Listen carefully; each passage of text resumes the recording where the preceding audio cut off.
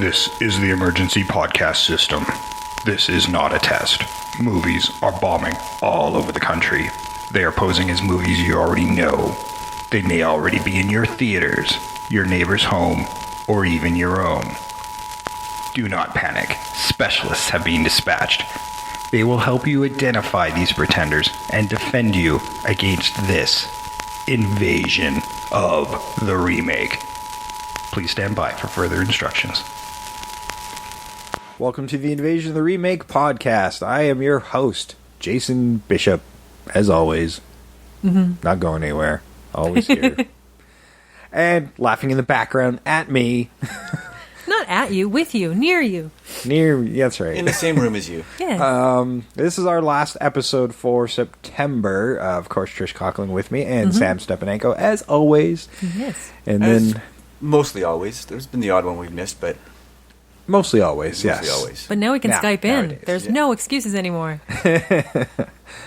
It's also not an excuse to not come into the studio. True. This week we are talking about one of my childhood favorites, honestly, Blind Fury. But honestly, on a rewatch, didn't age well. No, so did not. So did not. Oh, the fashion From of child it. eyes, it was hilarious to me. The fashion of it is just what I was totally enamored by. Yes, Blind Fury, 1989. It is a Rutger Hauer movie, our second Rutger Hauer movie. So go back and look at our Lady Hawk episode. We love Rutger Hauer with swords. Now, this was a screenplay by Charles Robert Carner, and based on the Zatoichi. Zatoichi from Japan from the 60s, so loosely based. Yeah. Directed by Phillip Noyce. So, considering the mediocrity of this movie, Phillip Noyce, if that name doesn't ring a bell, Salt, Bone Collector, Patriot Games, Clear and Present Danger. These are good movies. See, when I saw it, I got real excited. And then, tonally, I was like, what's happening here? What's going on? It's pretty subdued. It's pretty soft, PG kind of... It almost feels like a TV movie. Well, It does, yeah. If it wasn't for some of the language, it would have been a TV movie. Yeah. and it flashes between, we'll put in some humor here, and then some, very sappy stuff here, and then we'll go real dramatic here. It was budgeted at $10 million. I'm not sure where the money went, honestly. The sword. I guess. And it grossed in the U.S. just under 2.7 Whoa. million. Big bomb. Yeah, that was a nuclear bomb. Yeah, absolutely nuclear. So, I think it was originally conceived as at least a trilogy. Oh, yeah, like this is... That died on the vine awfully quickly. Yes. This is like the kind of Hulk it's Zatoichi going from town to town and having adventures. Yeah. I think probably what happened to this movie and this franchise, one is it's not a great movie. I mean, it's a fun movie, but it's not a great movie. And two, we were at the end of the 80s when we were seeing a change in the dynamic of action and action comedy films. Right? It was one of those films that was just too late to the game. It was trying to be too family friendly. Yeah. If it went darker, I could see it landing a bit easier. Yeah, and we are definitely going to rethink this and remake this, and I would more embrace the martial arts aspects that are in this movie. Yeah, when you talk about other movies that maybe landed a bit better, like Army Vet being brought back into the game due to the people trying to take or the kidnapping of a child, like Commando did it better. A lot better. Well, here's this wonderful arc with... Well, it should have been a wonderful arc of Rutger Hauer. Like, he is going to see his friend Frank Devereaux. They were Vietnam Army buddies, and that's where Nick, Rutger Hauer's character, Nick Parker, loses his sight, and partially by fault of Frank Devereaux. I'm still unclear as to what that was exactly. Yeah, they don't really... There's a flashback at one point, but most of their unit is lost, but... Frank was fine, so maybe it was a bit of cowardice or something. I think he abandoned him. I think he thought he was dead, and Frank ran off. Oh, so it was more of an accidental Because in the latter part, I don't know if we'll just jump ahead. Oh yeah, we can jump wherever. In the latter part of the movie, it's a pretty basic plot anyway. Yeah, in the latter part of the movie, he's pinned down by these guys with guns, and Frank runs off. And I felt that was indicative of what happened before. Like, you could see Nick being like, oh crap, he abandoned me again. And just sort of remembering, oh yeah, he did abandon me then. He didn't quite understand why Frank was so sad when he first saw him. I didn't think he remembered that. And that sort of brought that back to him. That's what I interpreted. I mean, and they don't reveal it to near the end, but Nick was initially going to see Frank to forgive him, basically saying, which I think was too soon. Like that just erased his entire arc. I mean, it's a really great concept, and I still like it, but shouldn't he find it during that part of the journey? It should be another journey for Nick as an emotional arc. So here's this B or C plot that just went out the window, which would have been great and not too hard to fit into the film, because the film's not very long to begin with. It's 96 minutes. You know, you really only needed an extra 2 minutes to establish this. Maybe he was going to confront him out of anger and vengeance. After all this time, this hatred of being blinded by the cowardice of his friend. But then that would be out of character for Nick's character after he's gone through that journey with that village, right? Because he's very serene, right? Yeah. He doesn't seem to carry anything around with him. He has like this sort of Zen-like sense of humor about everything. Yeah. Well, and I think maybe that should be, and that's part of my remake. That one thing he's still having trouble to let go of, and that is why he's confronting in the first place. I mean, if he's let it go, is there really any reason to go see him? Not really. So, if this is a way of shedding that last personal demon. Yeah, I think it was sort of, the idea was it was something he forgot about. I thought he was just going to see his friend because he kind of missed him, and it was only during that moment he remembered what his friend did. And that was something that was brought really way late into the film. I felt maybe he should have realized it a little earlier. Yeah. And that his friendship with his friend's son is sort of what helps him kind of get past that. Yes, the son that I'm going to dub the little shit. Oh, that kid was an asshole. And a terrible actor. Well, he was in Step by Step. This movie was starring, of course, Rutger Hauer, Terry O'Quinn, who you might better know as John Locke from Lost. Yeah. Pretty cool. Branden Call was Billy Devereaux, the little shit. Noble Willingham was McCready. Lisa Blount, Annie Winchester. Nick Cassavetes was Lyle Pike, and Rick Overton was Tector Pike. And another 80s staple, Randall Tex Cobb was Slag. He was always the heavy in pretty much anything and everything. And Charles Cooper was Cobb. Kind of was no reason for him to really be there. Meg Foster was Lynn Devereaux, the mom, with her. She looked far more blinder than Rutger Hauer with her special effects eyes that she has naturally. She just has them. So I always thought she was a weird addition to this film. She was. Well, they killed her off pretty quick, so she wasn't really an addition to the film. Both female characters are kind of throwaway characters. And then there's Sho Kosugi, like, oh my god, Sho Kosugi in anything, like just that dude is amazing. And here's this cool, he did all the choreography of the film, and he plays the assassin near the end of the film. And I'm scratching my head when I get there, and I'm like, why the fuck didn't he do this earlier in the film? Why didn't McCready just bring this guy in way earlier in the film instead of letting most of his men die? Yeah. Well, it's like he didn't have the realization of the swordsman. Like, it's sort of, once he realized he was a sword guy, that's when it should have been. Or he should have just been there. He should have been his guy that he had around. I mean, I guess you don't take a blind guy too seriously. But still. And I don't think that the assassin is on payroll. It's so he probably had to find him. Because, I mean, you can't just go into the yellow pages and go, hey, I'm going to get an assassin. Oh, this guy's really good. Look at this. He's got a 5-star rating. It doesn't work that way, right? Really? They're not under the A's? Good Yelp review on this guy. Yeah. So I'm thinking that the reason he shows up later is simply because he had to find him, and then he had to get him to Reno to... Well, and as we discovered, the world that Rutger Hauer lives in is a lot smaller than our Earth. Because this movie starts in Miami. Yes. They are going to Reno. Stopped in Kansas. because that was a little out of the way, honestly. I don't know what this bus company is, been but they are amazing. Kansas, or it was the shortest cross-country journey I have ever seen.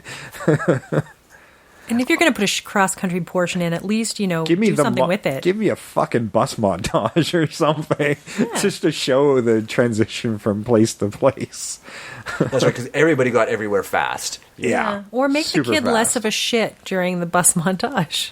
Like, make me like him by the end of the bus montage. You know what? One of my favorite scenes in the movie, though, is where they both fall in the mud. Because I love the justice of that, where the kid falls in the mud after laughing at Nick's character, and it's one of the better moments. And it's when you start to see the change in dynamic between the two of them as well. Mm-hmm. Right.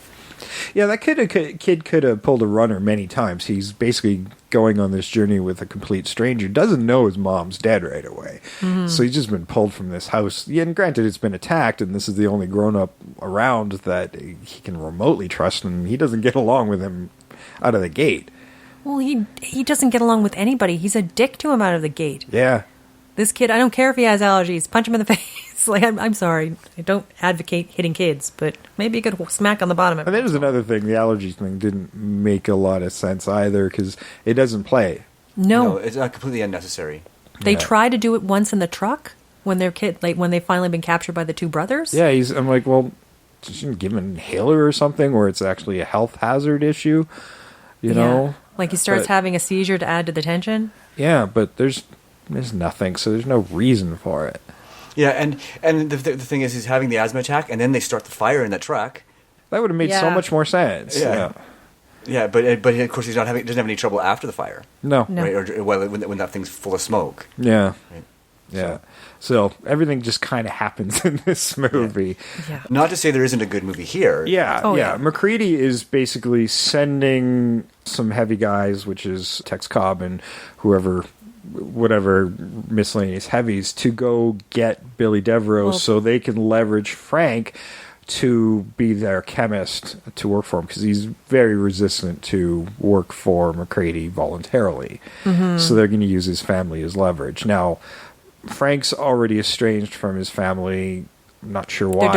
They're divorced. And he's living with, and I believe that he's in a relationship with the other woman. With Annie? Yes. Oh, okay. Yeah, she said I met him when unaware. we were... Yeah, she's like, I met him, he would be at the roulette table, and I'd bring him drinks.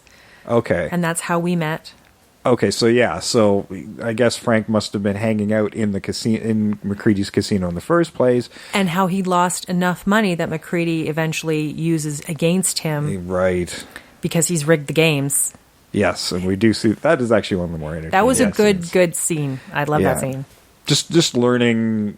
I got to give Rutger Hauer credit in this film for playing a very convincing blind person. I guess he spent almost a month with a blind man to learn how to be in that world and how to react in that world. And, he was very good at not making eye contact with people, and just they must have given my drops or contact or something, because his eyes are always dilated.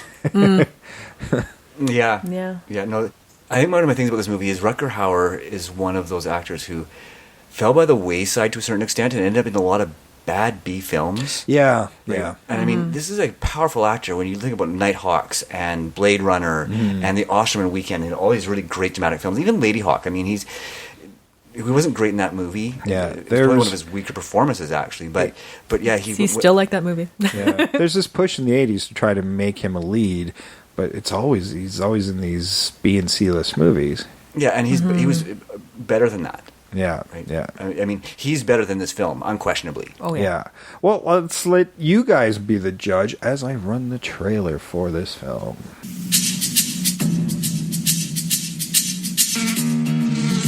Nick Parker is quick as a snake, strong as a bull, not to mention blind as a bat.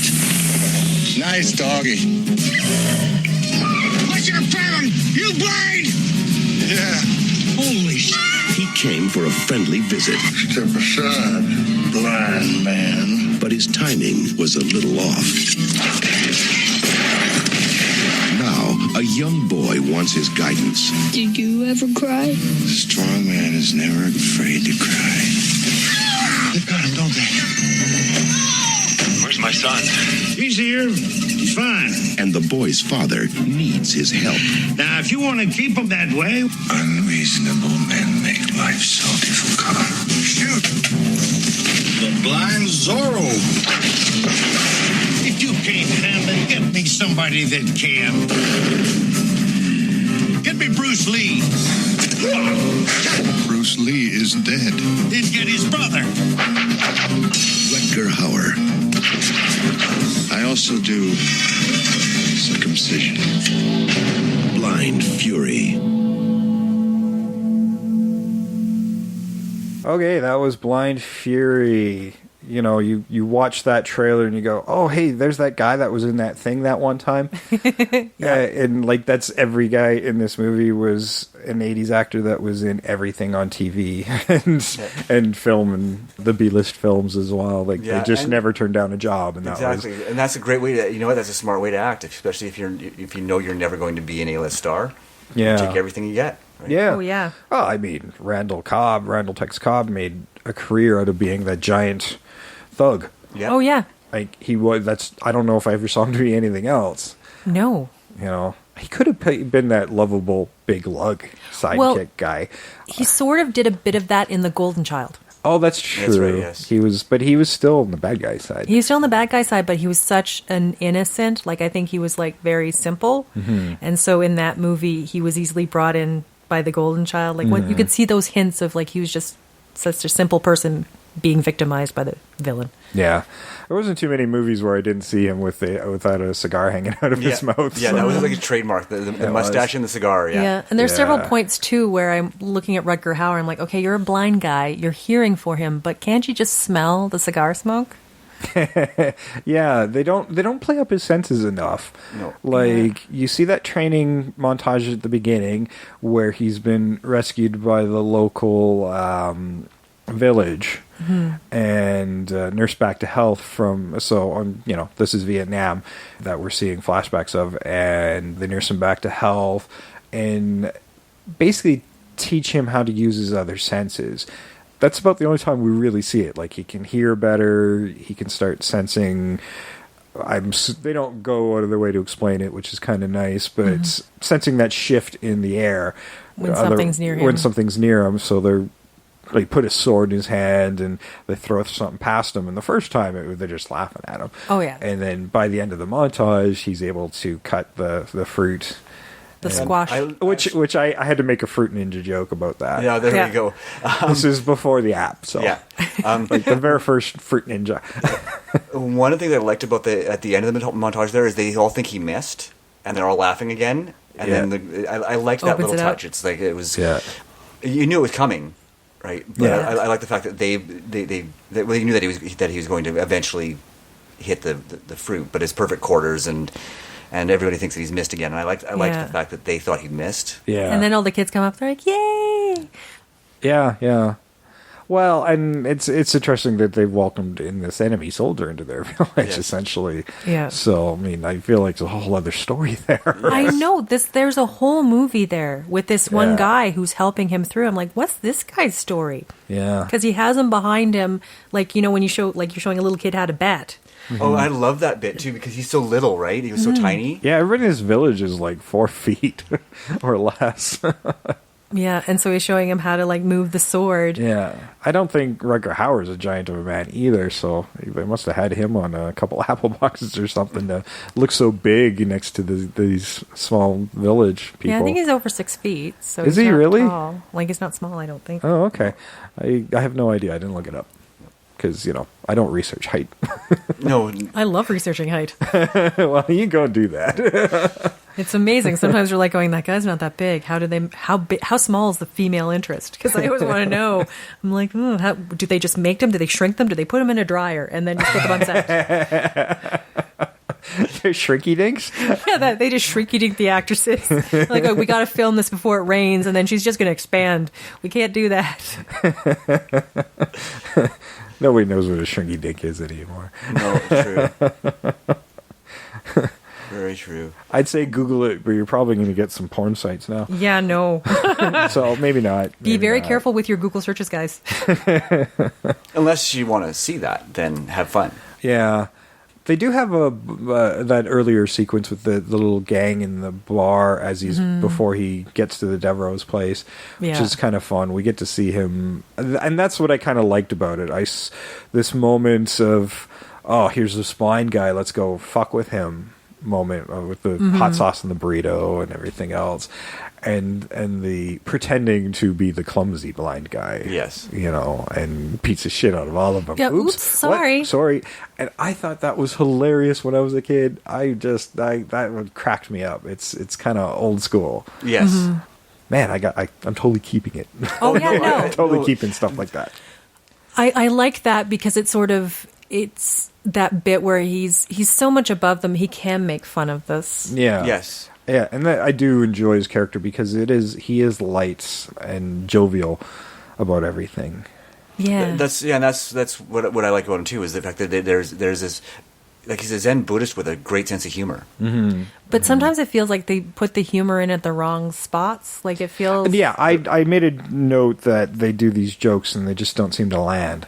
Yeah, there's some tonal changes that are just not at the right spot. Yeah. I'm not exactly sure what's missing, but there's a lack of comedic timing, and given this director's great action movie resume, I'm like, okay, he's just not good at this lighter tone. That's maybe just all it was, yeah. Yeah. Like, I love the bit, too, where he's driving. Oh, yeah. He's like, just like riding a bike. Maybe I should get my license again. And, good moments, but it doesn't quite land again. It feels wrong, but like when he says those things, I'm laughing, and then I think because it breaks out to the other two actors who are very serious in the scene, it kind of jars between the two bits. Yeah, because there's a tense car chase scene that he can't see. He's just driving. I did like the guy who pulls up next to him. What are you, blind? Yeah, what's your excuse? Yeah, again, great. And then line. the guy's like, "Oh God, he is blind." Yeah. Like, I think you just need to ratchet that up, include the other actors in that humorous bit, like make them, sure, they're reacting, but make the reaction humorous, because it seems like they're in a different scene that entire time. Yeah, you're right. Right. Yeah, even if they're just reacting to the out of place moments there where he's making jokes in these what could potentially terrifying moments, right? And they're kind of looking at him like, what? You just made a joke and like kind of getting it, but kind of not. Even that would be even better than just the sort of straightforward terror. And also have the two guys chasing him at the same time. Also have that be its other bit of comedy, where they're like going, I think the blind guy's driving. Like, what's happening here? He's like, wait, are we losing a car chase to a blind guy? Yeah, what's happening? I mean, and those two guys were idiots and kind of supposed to be comic relief as well. The Pikes. Yeah, so allow them to be the comic relief as well. Like, make that a comedic car chase. Yeah. Yeah, I totally agree. And it really is, this whole movie is a bit of a road chase movie, or at least it should be, but there's not a lot on the road. You get a couple stopovers, more guys get embarrassed. Something with a cornfield. Something with a cornfield. That was a weird, confusing, it just didn't work very well. But yeah, it's essentially a chase movie across America, but you don't get to see America. No. Yeah, it is. You're right. It's like kind of a chase / road trip film, right? Because obviously the part of the road trip was to bond the two central characters. And they together, didn't right? do that. It just seems to kind of happen over like one scene. Yeah. Yeah.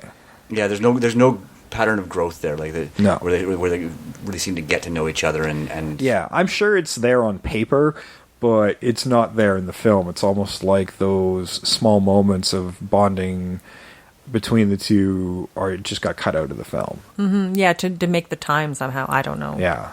But yeah, they cut it too short. Like you didn't see any build for anything. And that's the problem. You don't see that level of change.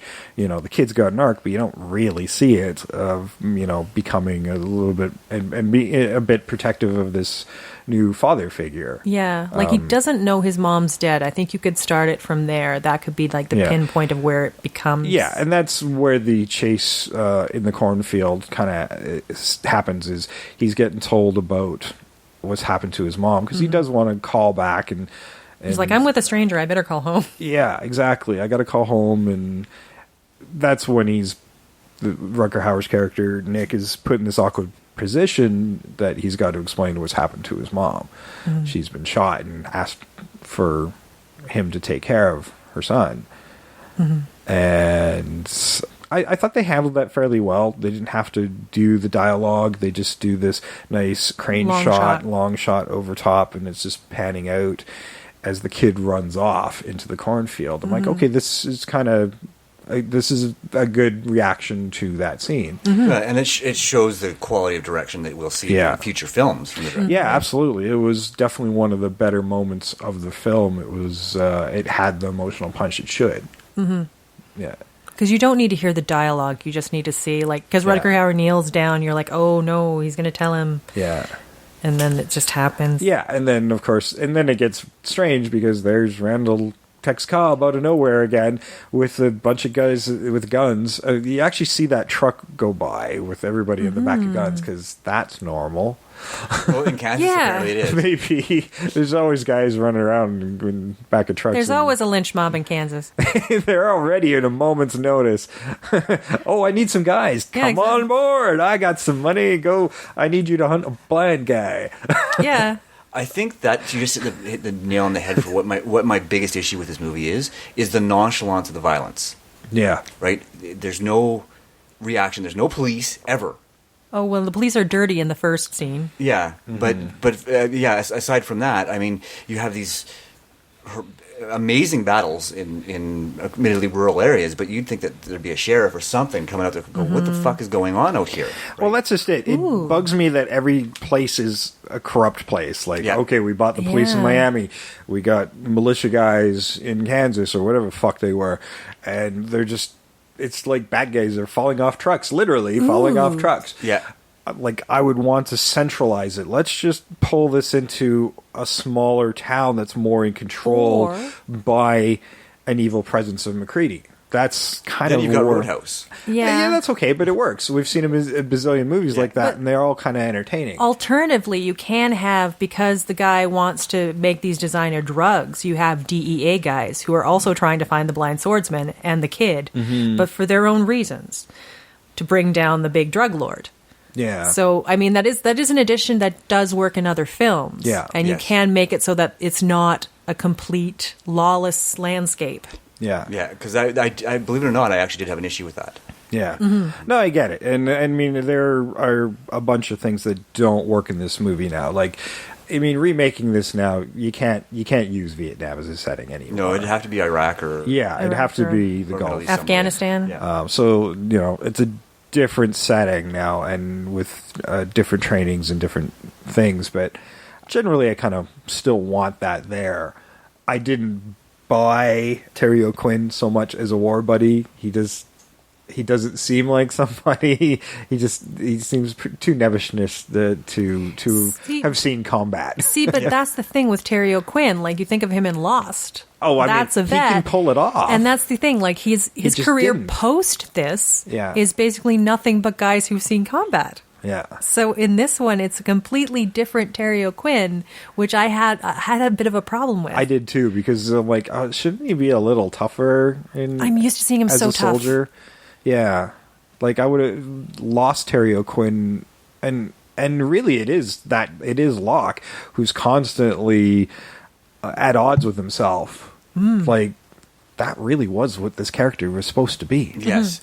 I think part of it, too, is as we talked about, is about what happened to Nick and the fact that Frank really is a coward. And I think that Terry O'Quinn was playing him as that mostly cowardly man, right? Yeah. Right? I mean, he was probably not in Vietnam by choice. Yeah. Right? And he probably glommed onto Nick because Nick was competent. Yeah. Right? Yeah. And maybe you need to establish that relationship more to make... Yeah. this character more believable. Yeah. Or maybe to establish the fact that he liked the chemistry, he liked the science.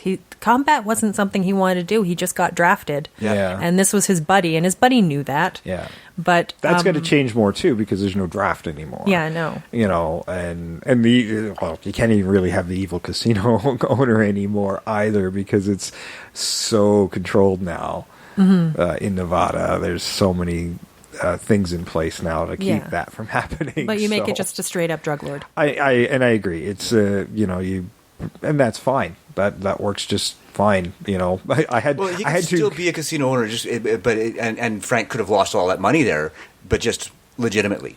You could have just had him. You could have had a gambling problem. This is the loan shark. Yeah. This is. Yeah. I mean, he still controls a network of things, but he's straight up just. He's a crime boss. Well, in this movie, they hint at him having a gambling problem. Yeah. They talk about it. That's how the girl met him. She's like, he'd come in, he'd be there for days at the roulette table, and then he'd disappear for a while, like, I guess, because he felt like he was getting out of control. And they hint at it. I mean, just go with it. Yeah. He's got a gambling problem. Yeah. I mean, everybody, all these characters are just kind of there, and they'll give him a background. I'm like, well, give him something like this is rock bottom now. He's being controlled because of the debt he owes. Mm-hmm. And his family's even being put at risk for this. Like, there needs to be some growth and get out of that situation. So we need to see a little bit more happen with that character. And I mean, these are interesting storylines that don't require a ton of screen time, but you know, give them a place to go and grow to. Yeah, and maybe also give it to him where part of why he's so easily manipulated is because of that cowardice and because he felt he's failed his friend. He's a weak freaking man. And right? finally having his friend back gives him a bit more strength as a character. Yeah. Like, he's like, oh, okay, I've got my friend back. Oh, well, maybe I've got to make better decisions. Yeah, and I didn't... I wish I would have got another scene of combat in there where we really see him step up. Mm-hmm. We don't quite get that in the movie. Like, he sort of comes back when he turns off the lights.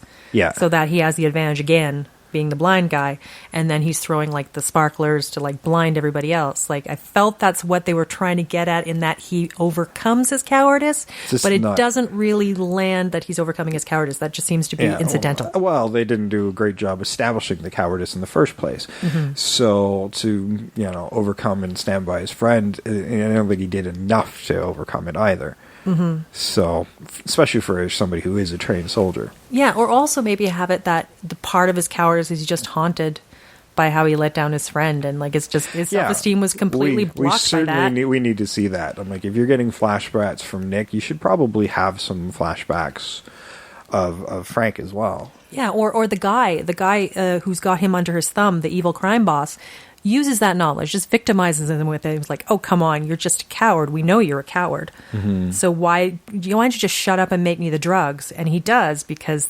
the guy knows how to press his buttons that way. I was thinking about Nick, and he's, his Zen forgiveness thing. With those flashbacks, and maybe that is, instead of what I was thinking about, where he is trying to overcome that last little demon in his head, mm-hmm. maybe he did go strictly with forgiveness, and you can use the flashbacks as a misdirect as to his motivations as why do you want to see Frank in the first place. And maybe that was what they were trying to do here, because they don't give that reveal till the very end, but they don't do enough to establish it. Yeah. And I think that's a good hook. Like, I really do like that angle of forgiveness. Like, you could have those cuts interspersed where it would be in character for this character. Yeah, and to use flashbacks as misdirects, I think that would be amazing. And have things, too, where it's like he's with his son and something tweaks in his head and you have a flashback. Mm-hmm. And it's sort of, with this interaction with his son is where that sort of comes back, and he's still trying to struggle with it. He does seem to be reluctant to talk about Frank with his son, mm-hmm. with Billy. These are great devices to make the motivation seem different than it is, and it just doesn't come across on the screen. No. Mm-hmm. And you can make it just so much richer, like more arc to it. And I get the feeling that these are always been in the intent of the film. They're just not realized. Yeah, or there's a cut of this somewhere where there's more of it. Yeah. Yeah, I mean, when you look at the budget, even for 1989, it's not that big of a budget. So no.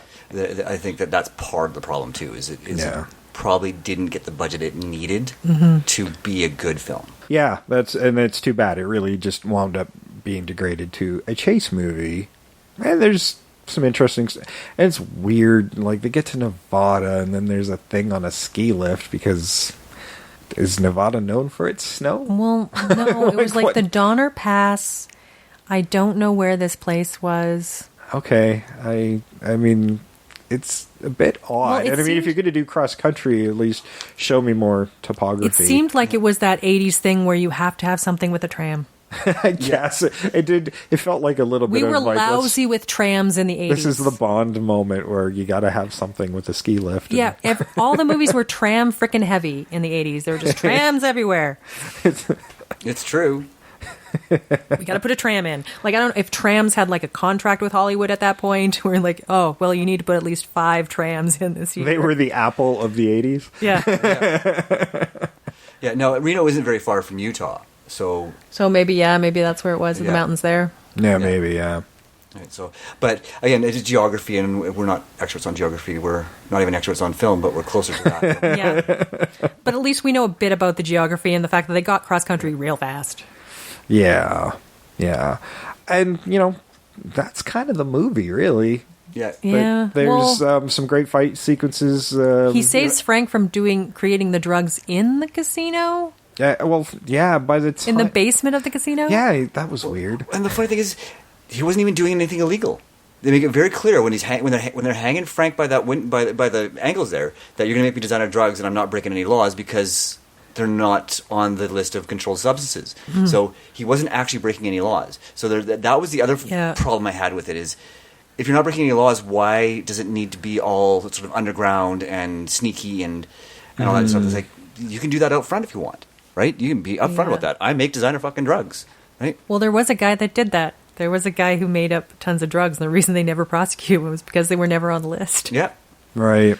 So, I mean, that was a weak plot device because they told you right at the beginning, it's like, oh, I'm not doing anything illegal. Yeah. Right? So that needs to be changed a little bit. Wasn't there a movie, I can't remember the name of it, where the guy was creating a particular type of cocaine that you could make it like not smellable, not detectable, and it was like illegal, and it came in like the shape of rabbits. Oh crap, I can't remember the name of the movie. That sounds vaguely familiar. I don't remember. Yeah, they were compressed, but like make it something like that, where he was making a strain of a particular drug that is illegal. Was that Formula 51? Maybe. No, because those were little pills. They were pills. But something along those lines, where it's still illegal, but he's trying to make it a version of it that they can get away with more. Yeah, or cut down his production costs or whatever the case may be. Oh, yeah, that's going to bug me now, because weren't they like gummy rabbits? Something like that, yeah. Oh, fuck. Oh, well. I'll think about that. Yeah, not the same movie. No, but that's my idea. Yeah, you kind of get where I'm going. Yeah, I mean, I kept thinking about Breaking Bad when I was watching this movie. Me too. With the drugs. And then intentionally trying not to cast around Breaking Bad. Yes. Because I'm like, this could have just been an episode of Breaking Bad. I know, right? Yeah, we just added a blind swordsman. Yeah. Added a blind swordsman, and the kid wasn't disabled. Rutger Hauer's sword work in this was immensely better than it was in Lady Hawk. Oh, yeah. Yeah, and he said that was the hardest part of the film, was learning the sword work. Yeah, they definitely took a lot of time to hone that in the film. I mean, it is Sho Kosugi, so he's going to make it look good. Yes. Oh, yeah. And that fight with Sho at the end was decent. It comes out of fucking nowhere, but and suddenly here's this assassin that showed up right in the nick of time. Oh yeah, I got a guy here. He came up the tram after you. Like, when did he get there?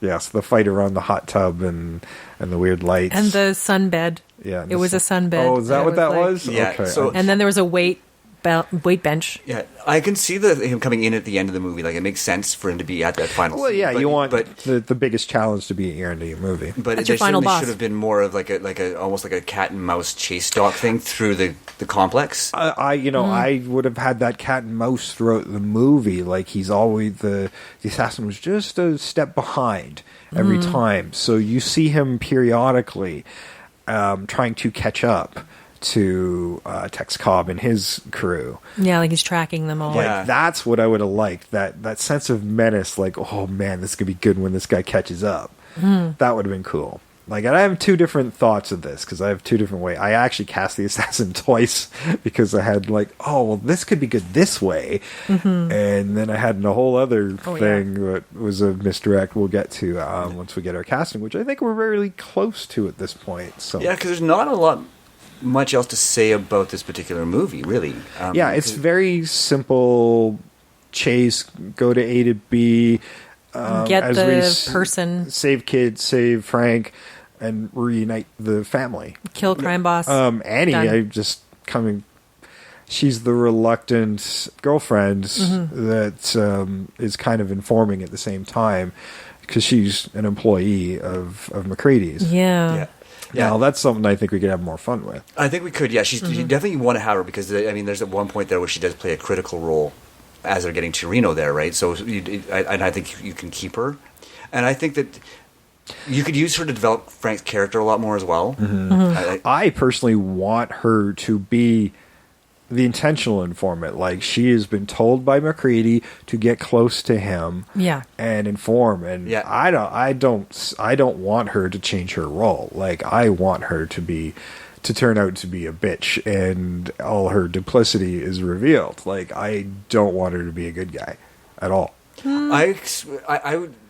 I want her to be. I think but I'd like to see her have that change of heart, like she does in the car after they catch. I wouldn't mind seeing some struggle, but in the end, I think I don't want her to be the good guy. You don't want her running off into the sunset. With I had another thought, and this plays to my other rendition of the assassin. Is the assassin's actually female, and is that moral, more of a moral shogun? Like, yeah, McCready's heavy, but she's seeing innocent people being manipulated and has a turn of heart. You could still have a final battle, and then there's one thing that pushes her over the edge, and it's like, no, this is wrong what I'm doing. It could also be, with the child. She's like, nope, okay, you're going to do that to a kid? I am done with you. Yeah, so... I don't care how much you pay me. Yeah, so maybe maternal instinct. I don't know. Something kicks in. Well, not maternal instinct, just she's like, he's holding a kid hostage. Yeah. This guy's a She has dick. a code of conduct of her own. Yeah, right? a code of honor. She's like, I don't kill children, I don't do anything like that. And... that can really switch things. Now, that means you got to make some of McCready's people a lot more capable. I still think you got to have the Pikes. The two bros. Oh, yeah. They got to be in there. Yeah, I definitely cast them because you got to have them because they are comic relief. Yeah, and I think they're great. Their moments are pretty good. So Yes. Oh yeah, no, the fact that They kill each other. yeah, Because they're pissed off at each other. The elevator scene. yeah. Shit. Shit, fuck. No, come on, do it with me. Let's do it properly. Shit. Fuck. Shit, fuck. Sorry, I was out of tune there, but you guys did it just fine. As long as somebody did it with me, I love that scene. Well, when I saw that scene, I'm like going, we've seen that elsewhere, haven't we? I'm sure Probably. we have. That sounds so familiar when I Probably. heard it. I was like, I swear to God, I've seen it in another movie. And I haven't seen this movie before. Well, and that's just it. This really is a fairly derivative film. But, it's definitely the Zatoichi stuff, but certainly not what would be familiar. So they're taking that basic conceit of the traveling blind swordsman and sticking it into rural America. Yeah. And the rest of it's just kind of stolen from Every other 80s action film. Yeah, pretty Yeah. much in those kind of backwoods ones, Every action guy has one of those movies, like they all do. Yeah. Yep. Oh, yeah. And it's always earlier in their career. Even The Rock's got one. Yeah. I can't remember what it's called. But. With the rundown? Well, I guess that it would technically... I guess he's got a couple then. Yeah. Oh, Walking Tall. Walking Tall. Yeah. Everybody's got a Walking Tall movie. Yeah. Oh, yeah. Oh, Rocking Tall, a Roadhouse. Yeah, so that's what this is for Rutger Hauer. Unfortunately, he just never got to the better ones. I know. Yeah, unfortunate. Yeah, and they tried to turn Rutger Hauer into an action hero, and that was the thing. I mean, he's a very competent action actor, but he's so much more. Yeah, and I bought him in those action roles. Like, anytime I saw a Rutger Hauer action movie, I watched it, and they all turned out to be meh at best. But he was always good in them. I always wanted them to be better than they are. I know. I was like watching him and stuff. Yeah. I'm never unhappy watching a Rutger Hauer film. Even if it's bad, I'll enjoy it. Yeah. Yeah, because he's a very, very competent performer. Yeah. All right, who wants to recast? Let me get my shitty casting out of the way first. Okay. Because, I don't know. You're saying shitty. I don't think shitty for me. well, no, this is for me. I'm like I said, I struggled with it a little bit, and I copped out, but he was the first name that popped into my head. Interestingly enough, the character's name is Parker, and I picked Jason Statham. Okay. Because he's at the right age, and I think he's got the action chops to pull off the type of role. Yeah. That was one thing when I approached my casting was I wanted to keep this a martial arts swordplay action movie. I think that's what makes it stand out, and it needs to be more of it in the film. Yes, I agree, and again, that's one of the reasons I went with Statham is because he's proven time and time again that he is great at action scenes. Yeah. Now, for Frank Devereaux, because I wanted that kind of smarmy, cowardly, somewhat untrustworthy character, I cast Will Wheaton. He's of an age. Oh. Right? Yeah, Okay. he's our age. And playing into that whole thing where he's trying to overcome that cowardice, where he really is more of a cerebral guy rather than an action guy. Yeah. I'm like, I think that could work. I kind of like that, actually. Yeah.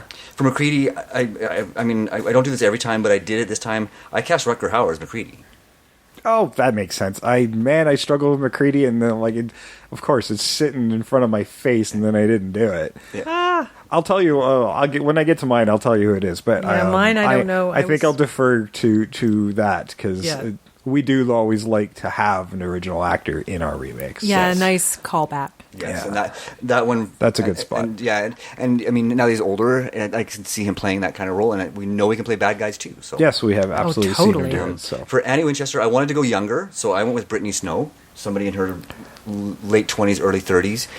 She's got a small body of work, but the one that I remember her from is Pitch Perfect. She's in. I know. I remember her from Pitch Perfect. Yeah, She's great. and I think she'd be great in that kind of ingenue role, because she's not. She doesn't play stupid, but she plays naive really well. Right, so I think she'd be really good in that. I'm going back to one of my favorites for one of the Pike brothers. I went with Walt Goggins again because I like that he can play the sort of backwoods redneck really, really well, and he can play those quirky characters really well. Yeah. And then for Tector Pike, or they're interchangeable pretty much, but I went with John Hawkes. You know him if you saw him. He's been in a ton of stuff, and he looks like he could be Walt Goggins' brother. Like, they look like Wow, brothers. you totally need that guy that was in that thing that one Yes. time. Yeah, And I know. he's one of those guys. The guy in that thing that one time. Right. For Slag, I went a little bit older, but just because I love this man so much and I want to be his friend, I went with Michael Rooker. Nice. Oh, yeah. Nice. Right, Good choice. I like that. And then for the assassin, And he's always a good lead bad guy. yeah, he's Oh, always yeah. great. I mean, like, Yeah. I The mean, henchman bad guy. He does Yeah. menacing so well. exactly. Yeah. And then for the assassin, only one name popped into my head, and I'm not changing it. I went with Jet Li.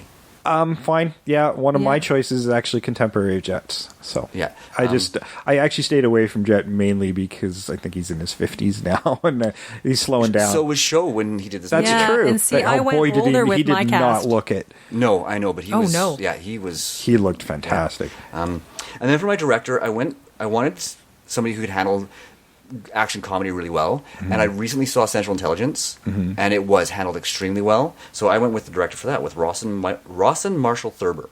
Okay. Nice. Nice choice. Yeah, my director kind of informed how I wanted to see this movie. Although, at the same time, like, I want the movie to have a bit of grit to it, which Yeah. also informed some of my casting. So Yeah, I didn't have a director. Yeah, and I don't know if he could, if the director I chose could handle the darker aspects of this film, but you know, like I said, I don't know if mine can either. Yeah. It's going to play one way or the other with him, I think. But Yeah. we'll see. Trish. So yeah, I went quite a different way with this because I was trying to find somebody who could, like, for Nick to be somebody who could do, like, kind of like the martial arts thing, seem more capable. But I went kind of different. Ray Park. Okay. I went with him. Right. He's not a big imposing guy, but I thought, like, and also he's a little older. I went older with my cast. Frank, I went with Michael Biehn. Oh, nice. I like him. He's a little older, but he's not too nebbish. But I was like, I could kind of get that these guys had been associated in the past. Sure. Is where I went with that. I didn't get the name of the two guys who were brothers. I just put two bros. And I went young with the bros because I'm like, I feel like they're trying to enter the crime world and be new tough guys. Oh, that's a smart take. Yeah. So I've got Dane DeHaan and Lucas Till. And Dane DeHaan, I haven't seen him do a lot of comedy, but I think he could. Lucas Till was in X-Men First Class. He was Havoc. Okay. Okay. I got a former X-Men. And they person look in mind. kind of similar, so I thought they'd come off as brothers. Okay. For the assassin, I have Kane Kosugi. Nice. Young Ken Kosugi. So I think I want him to have a more prominent role like you have, where he's more of an assassin. I didn't do the Tex Cobb character. I don't have him. Okay. I've ditched him whole cloth. And for McCready, Mark Rolston, I've got him. You may know him from like Alien. He's that guy from That Thing. Yeah, there we go. Okay. He's got that guy from That Thing. That guy from That Thing. And the young waitress, I've got Adrienne Palicki. Who was nice. Yeah. Yeah, she seems like she was on Agents of S.H.I.E.L.D. recently as Mockingbird. So. And she plays that role like I feel like in John Wick. She's the double crosser, and she looks like she belongs in like Reno or Vegas. Yeah. Nice. Yeah. So I could get her being a double crosser. And then Frank's wife, I had Juliana Margulies. I know it's a small spot, but I just wanted to kind of get more onto like Yeah, well, I kind of want somebody's who comes off as a stronger person in that role. You know, as a single parent, you'd want to see them as more capable and as a stronger person, and I just didn't get that out of McFoster. Yeah, no, so. like I think she'll be there. I still kind of want her to die. Yeah, but I think she should die, and maybe giving a bigger actor a little more presence earlier on to establish the family before Rutger or your Nick gets to them, just to give her a little more time, because especially the actress I put in there, like I think she's a fabulous actress, and she's starting to get some lead parts. So yeah, and I didn't even bother casting her because she was such a negligible character in the movie. Yeah, but I want this to be more. I almost telling. ditched the female characters because they were so minor, and then I kind of figured out different angles with them. So. Exactly, and then I added to when we were talking earlier about I was like I want the people to kind of be in a lawless landscape. The DEA agents. I've got 2 DEA agents also on the trail. Hank Azaria and Don Cheadle. Nice. That's a good pairing. Yeah. I'd watch that movie. Because I want just them for that. Yeah, I want them to be partly the comedy, but partly the guys you're like, oh come on, you got to help. Oh, you got to help our blind swordsman. I want them to be there to kind of help clean up the mess at the end too. Nice. I kind of dig that. All right. For me, the first thing that came to my mind was my director, and that was based pretty much solely on that opening scene in the bar with the accidental action. And who does that better than anybody else? Jackie Chan. I want him to direct this film, to have a lot of those kind of faking accidental martial arts moments and beating up these guys by acting clumsy. Yeah, Jackie Chan. And he could add other stuff too, like he uses a water jug, accidentally knocks a guy out. Yeah, so I want him to kind of direct and maybe even choreograph this film. Mm-hmm. That said, I don't know if he could add the grit to the film that I kind of want to this more browner tone movie that we would get from a road movie. Yeah. Right? So, hard to say as a director, because we've seen him more in front than behind, but, he's getting a little long in the tooth, and I'd like to see him take a different angle on his career. And this might be a good place to do it. Now, my Nick, I wanted capable martial arts actors. So, with Nick, I tried to keep people in their 40s, so if we're thinking like the Gulf War or something, that would be kind of right, I think. So I went with Michael Jai White. Nice. Yeah. He did come across mine. I didn't know, but I hadn't gotten to that point where I'm like, whoa, who do I have that's old enough? Yeah. And he is older, you're right. Yeah, he's got a good presence, and I think he could probably do the blind thing fairly well. He's a capable actor. I really enjoy him when he's on screen. So I know we've used him before, but I'd like to see him take a lead role in this kind of thing. Well, when you get into this type of movie, your talent pool is a lot more limited. So by capabilities. But I defer to you. I like that better than what. Yeah, well, and it adds a spice of multiculturalism because you only have it in the assassin, right? Yeah. So I thought that was a good place to do it. My Billy. I went because I finally caved into you people and watched Stranger Things, and I went with Gaten Matarazzo. The one with the lip. He's about 13. I'm like, you're perfect, and I really liked you in the series. He makes you warm inside, and I can see it. He's a bit of a dick, but he could be a lovable dick. And I'm like, okay, you could do this, and you can do it a hell of a lot better than the kid that was on screen. Yes. Oh yeah, like he can be that.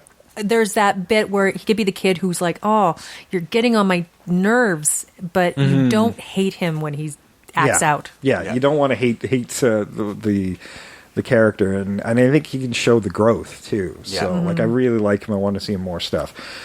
For his mom, I went with Elizabeth Mitchell for Lynn Devereaux. She was in Lost. She most recently was in Purge Election Day as the president. Oh, her. Okay, now I got you. And I've always liked her when I see her in anything, and I just thought it was a good spot to put her in. Nice. Like, it's a fairly consequential role, but man, she'll own it while she's got it. Yeah. Just, she does. She just stands out every time I see her do anything. She just owns every role. To round out the family, I really was stuck on Frank, and I'm not happy with my Frank, but I settled with Aaron Eckhart. Because I wanted somebody who could be capable as a soldier in the Gulf War, but still could probably be a scientist, I too. almost went with Thomas Jane. Oh, I kind of like that better. Already, I like that better. Because I always confuse those two. I don't know how. But I don't know how either. I do. They're very similar in the way they look. They've had similar career paths. Yeah. I guess. So I kind of see. I get confused. I'm really digging the Thomas Jane, actually. For McCready, I did Vincent D'Onofrio. And he can certainly do the heavy for sure, guy again. Yeah. But I'm the totally Salton on Sea, board. especially. Yeah, I'm totally on. Oh yeah, right. And Rutger Hauer, I'm totally on board with. So whoever, but I mean, I wanted somebody who could have a commanding presence as the sending out the soldiers type of drug lord or whatever that we're going with. Mm-hmm. For his slag, I went with Latif Crowder dos Santos. That was a mouthful. He's more of a stunt guy, but he was in Tekken, Expendables, Book of Eli, Sucker Punch. He had a good look. Again, some multiculturalism to the cast. Nice. And he can fucking do martial arts. Sweet. So, because I don't want him just like Tex Cobb looking menacing with a gun. No. I want him to get into some fisticuffs. Yeah, you want him to grab a hold of the guy every once in a while. Yeah, and more of a grittier martial arts. More like an MMA kind of thing rather than... so you want something more of a roughhousing kind of counterpoint to the assassin's character. Now, depending on the way the assassin character went, we talked about two different versions of how I wanted to maybe do it. The one that's constantly trying to catch up and has that menacing kind of Boba Fett thing before you get to that fun ending. But we have to admit, Boba Fett wasn't good at his job that much. Yeah, and if I went with that, I would have gone with Wu Jing. He's a wushu champion, and as an American film, he would have been in the third Mummy movie. Okay. And he's a contemporary of Jet Li's. Nice. So he's got a very similar style to Jet Li. So, I mean, Sam and I were certainly on that. Yeah, I same almost went with thinking. Byung-hun Lee for that, but I was like, oh, no, King. And if I went with the female one that we were talking about that has the turn and might become the good guy and possible love interest later on, I went with Bing Bing Fang. Oh, nice. Yeah. She was Blink in X-Men Days of Futures Past, Skip nice. Trace. So there. Capable and good. Yeah. And I could see her doing that. So my Annie, who was in my movie, is a shitheel. Yeah. And because it's a grittier movie, I wanted someone with a grittier look, but still that pretty ingenue kind of thing. Ruby Rose. Nice. Yeah. Now... Grittier look. She's amazing looking. Yeah, Ruby she's Rose is gorgeous, just ethereal. but with all the tattoos and stuff too. I know. She can do... I think she's capable of doing both sides of that coin, right? Yeah. So she's that's so what gorgeous. Yeah, absolutely. I'm totally... She's on my I'm list. enamored of her. She's on my list. Oh, yeah. She's on my list. Well, you got a better shot than I do. You have a way better chance than I do. I don't know. If she sees me, let's just be friends. And that's what's going to happen. And the Pikes. The Pikes I had struggled with. The first one came really easy to me, and that was Johnny Knoxville. Now, who could do the other side of that coin? Like, they were the comedy relief, and you need another person on the other side. I almost went with Steve-O, but he's too annoying. No. So no. And I settled. I'm still not sold on the counterpoint, the other half of the Brotherhood there, but I went with Lucas Black because they would be that Texan, Southern America kind of thing. And I think he'd be more of the action-y guy of the two, but a lot of people don't like his Southern twang, but I don't mind it. So I'm not sold on that one though. I'm still like, who's that perfect guy Just to go the go Dukes with? of Hazzard, Owen Johnny Wilson. Knoxville. If you No. put Walt Goggins, and you know who Walt Goggins is from Justified. Yeah. Oh, He's He'd so be good. perfect, right? Because they have a look, right? But one's blue-eyed, one's dark-eyed. that would Yeah. be good. Yeah. So yeah, I'll replace my John Hawkes with your Johnny Knoxville. Yes. We got it, guys. We got our Pikes. That's awesome. That's my cast. I think it's everybody, like literally everybody in the Nice. movie. Yeah, Everybody with I didn't lines even in the try movie. casting Billy. Yeah, I got rid of some minor characters because you could just absorb some of these other heavies No name in there. heavies. They don't need names. Who Like gives the a guy, accountant guy that he cuts off his eyebrows. He doesn't need a name. He doesn't, need an actor. need a name. He doesn't. It was unimportant in the end of the day. So I want to beef up some of those minor roles and absorb some of those characters and make them a more rounded character instead of a bunch of little side guys. Yeah, no, because henchmen are a dime a dozen, right? I mean, you can fill this cast out with the Hollywood pool, right? Yeah. There's lots of guys out there and girls out, and I'd like to see more of that too. As a more not just interracial, but I did gender neutral toy. type. Yeah. I did toy with the brother sister thing with the Pikes. Yeah. I was thinking about it.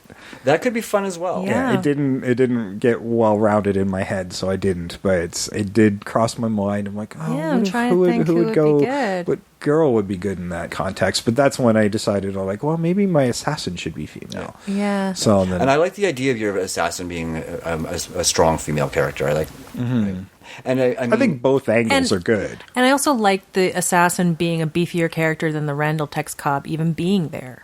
Like, I mean, that seemed to me every time when I was watching him, like that's a duplication of people chasing them. That's Well, you get the ridiculous. quiet heavy, and I mean, you had It's too much. You You had just- you can too ditch many one. of them in the movie. you did because you had the brothers and you had Randall Tex Cobb and then the assassin, right? But Tex Cobb is obviously supposed to be McCready's right hand man, but that wasn't very well established. No, because he's never at the right hand. He's always sent off chasing Yeah. all and the he's time. like he's hardly ever talking, and he doesn't seem like a guy I trust with anything. The guy with the eyebrows named Cobb, because that's not confusing, seems more of the right hand guy than anybody, what- but yeah, I he thought doesn't that was do him. anything. Yeah, He does the accountancy. So is what that's I why I thought. would absorb him into Slag.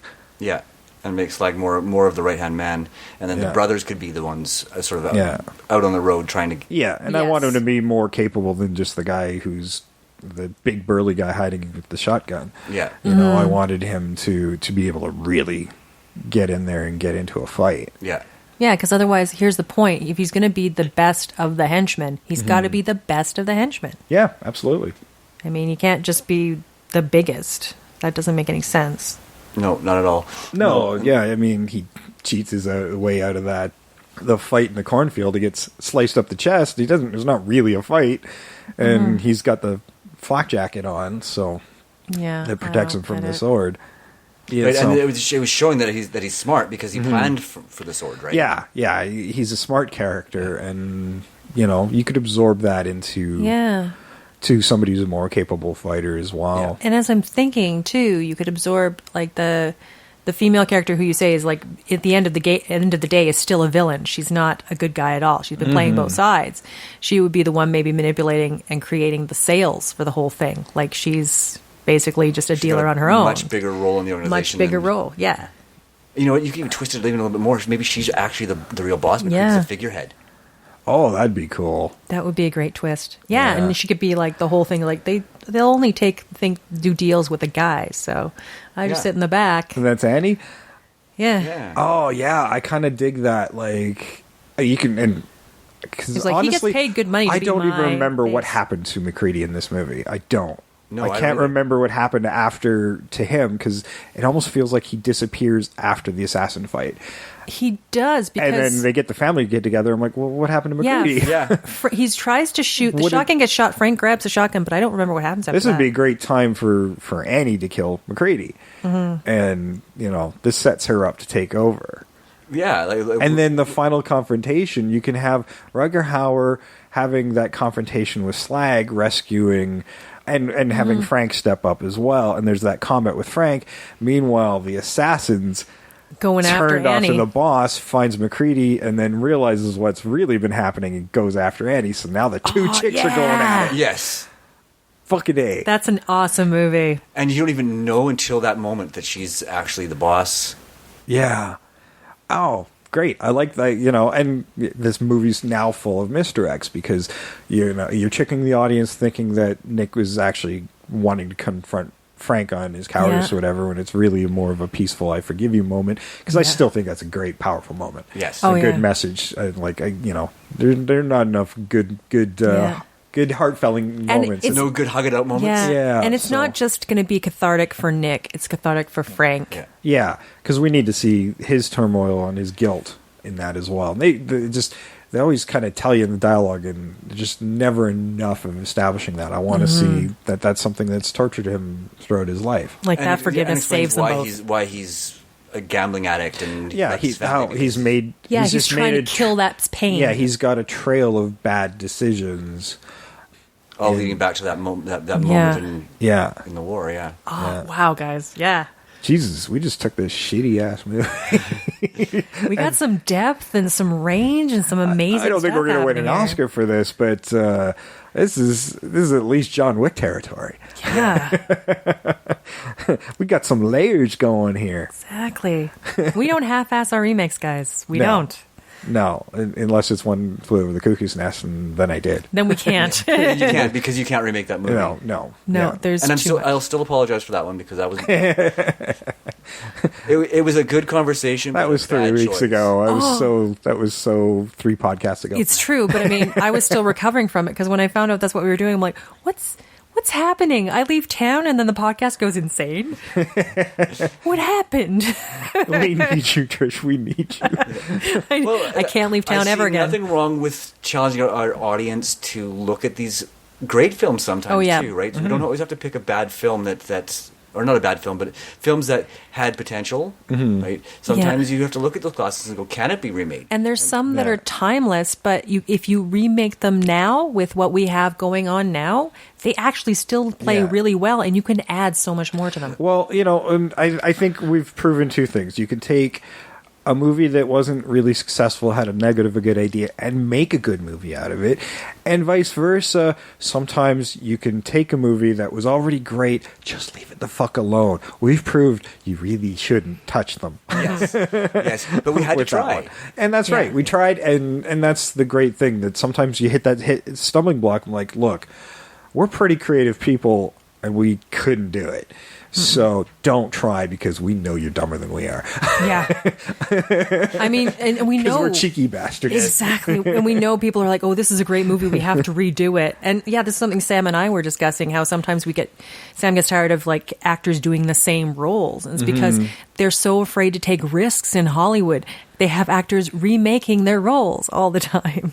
Yeah, it's true. It's not such just remaking plots, but, take the actor. He's pretty much the same character, just in a different movie with a different name. But it's the same part over and over and over again. Yeah. Poor actor's probably thinking, I can do something different. And the director's, no, just do this again. Yeah, and that's 90% of Bruce Willis's career. Yeah, Bruce Willis, Kevin James, Ben Stiller, Jason Statham. Jason Statham does it. Yeah. Every one of the Expendables. Yeah. Yeah, true. So, I mean, and that's the big, bold experiment of this show, constantly. Yeah. So, I wasn't sure, especially after watching Blind Fury, I'm like, oh, maybe I picked a bad one. Yeah, but I mean, that's the thing, too. On your own, sometimes you can't see the little nuggets that are ahead of you. But just talking with you two, both of you, I'm like, oh my God, I see another opening. And then you see another opening. And then we all kind of and generally that's why I really enjoy the remake episodes, because they kind of happen organically in the show. Like, I'll try to come up with an angle with my casting and stuff and an idea of where I want to go, but it'll sometimes get completely changed as we go. And then when all of 3 of our different ideas merge into one thought, that's when this show gets really interesting. Exactly. And fun. Oh yeah. This is where the magic happens, guys. Yeah, I mean, as much as I like comparing and busting on something that's been remade, these remake episodes are the most fun for me. Yeah. Oh yeah. They're the most challenging. Like, it's interesting. Like, especially the fan challenge. That's where we get to. Nobody thought we could do it. I didn't think we could. No kidding.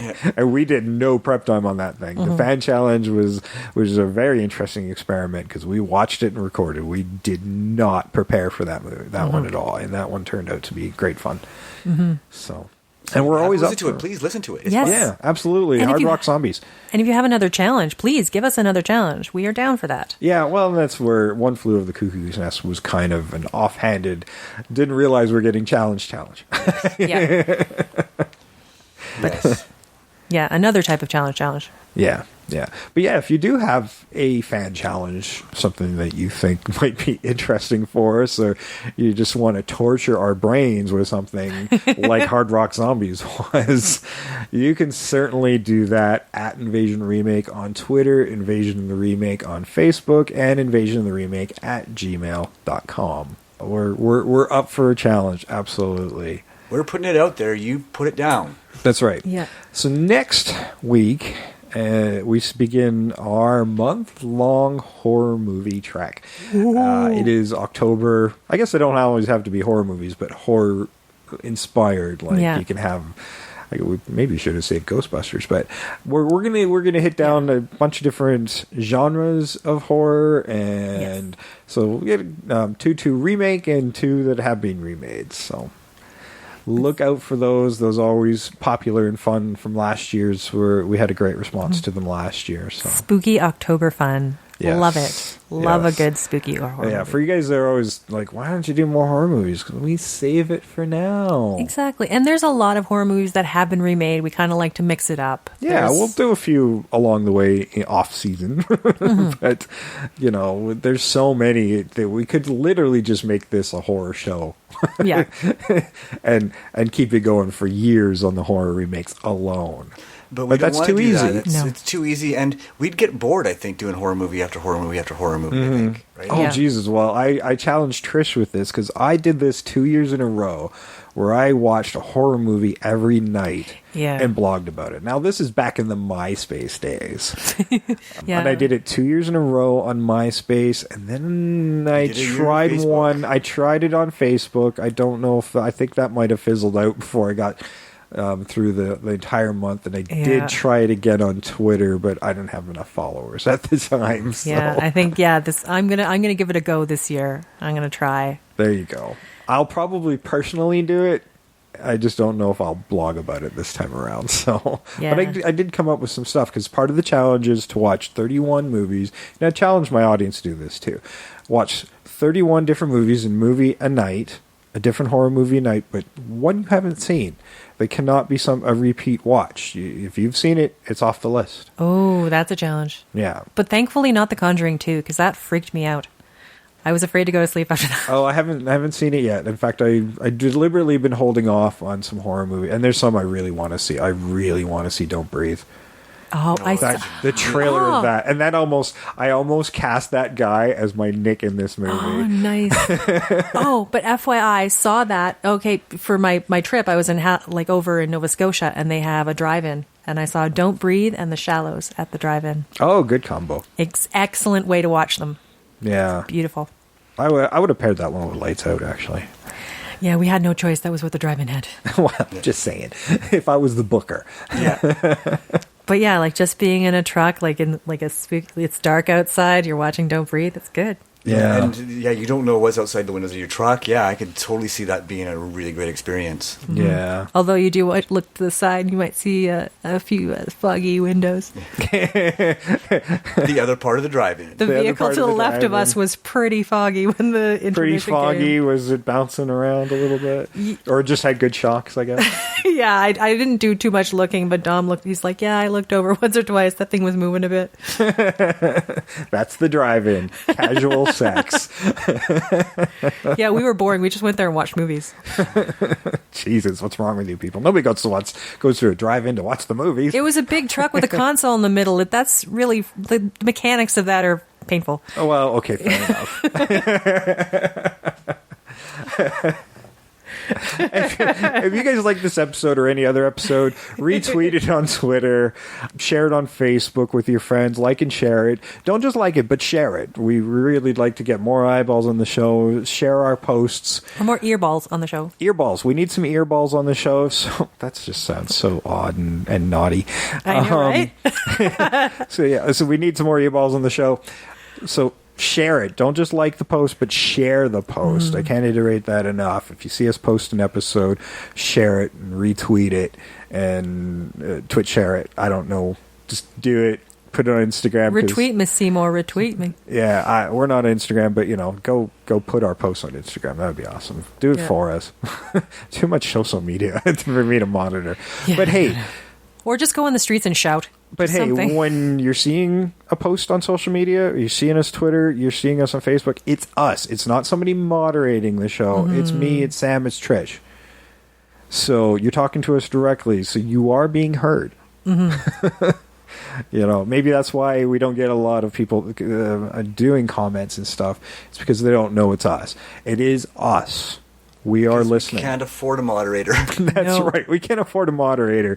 And because we don't own anything, we're actually constantly paying for this out of pocket. Like I bought the equipment, Trish bought some equipment, and, the hosting fees and everything else. Like, it's all out of pocket. We don't have advertisers to cover that. And I'm not asking anybody for money. No. So when you're out there and you're listening to the show and you like the show, show your support by retweeting and show your support by leaving us 5 stars on iTunes and leaving a brief review. Like, they use that to do the basis for what shows get featured. So we need you guys to write us some reviews, to leave us 5 stars. Currently, we only have 6 ratings and 2 reviews. Come on, I see the numbers out there. I mean, if one of each of you did that, we'd be on the front page of iTunes. So we might be able to do double with How Did This Get Made? And who knows, there is a bar out there, and we want to reach that. So spread the word, leave us those reviews, help us get featured. More people get to see the show or listen to the show because they saw it somewhere. And there's plenty of other places. If you like the show and I don't have an iPhone. Well, it's okay. It's all over the place. We're on Google Play. We're on YouTube. We're on Player FM and Blueberry and Audio Boom. And if you go straight to Libsyn, you can listen to it on your computer. And, of course, absolutely Libsyn. Libsyn's got their own app as well. So we are everywhere. Some of these shows that do way better than us are only on iTunes. We're everywhere. So, come on out and tell everybody about the show because there's really no excuse. You can listen to it. And here's a teaser. If we get big enough and we do well enough, maybe there might be a live show in our future. Yeah, we may be able to do a live show, and with more people, maybe we can get some funding behind it, and that means maybe we can do more episodes more often. So you never know, but we can't do that without your support. So I know this is the boring part of the show, but we need to do this and let you guys know about it. So and at some point you'll actually listen. We want to be in your ears, guys. We want to be in your ears. We need to fill your ear holes with this awesome remake goodness and warn you about the invasion, because Sam and I did the 2-part extravaganza of what's coming in. We're going to be carpet bombed here soon. Yes. So we are in the front lines doing this for you. Yes. And hopefully you'll listen and to the show and go find Blind Fury or some of these weirder ones that we do sometimes. The Monolith Monsters, one of my favorite episodes. Yeah. Oh, absolutely. So, who the fuck knew about that movie? I know, right? And that's the point of it. Like, you know about all these remakes, and you're like, you've probably seen the previous version in theaters. There's so many little nuggets out there of little movies that you've never seen or heard of that you could just sit and enjoy and be like, wow, why aren't they looking at these? Yeah.